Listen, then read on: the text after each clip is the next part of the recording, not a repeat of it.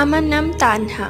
একদিন দুপুরবেলা আমার মা আর আমার ভাইয়া বাজার করতে গেছে। ঠিক তখন 2:25 বাজে। আমি ঘরে একা। আমার বাবা দেশে চাকরি করেন। আমি তখন বসে বসে মোবাইল দেখছিলাম। হঠাৎ কারেন্ট চলে গেল। আমি একটু ভয় পেলাম। অন্য রুম থেকে শোনা যাচ্ছে কেউ মনে হয় নুপুর পরে হাঁটছে। ঠিক তখনই কেউ কলিং বেল দিল। আমি জিজ্ঞেস করছি কে, কোনো উত্তর নেই। আমি গেট খুলে দেখি একটা কালো বিড়াল, চোখগুলো লাল।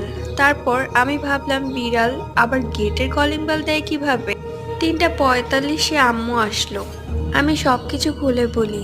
তারপর আম্মু একজন হুজুরকে বলে। হুজুর বলে কোনো খারাপ জিন নজর দিয়েছিল। অ্যান্ড ঘটনাটি লিখেছে আমারই এক সাবস্ক্রাইবার। এর মধ্যে কমেন্ট করেছে জান্নাত, অদ্রিজা, মেহেরুন, জারা, হাবিবা, হাফসা, মালিহা, নাজনীন, মারিয়া।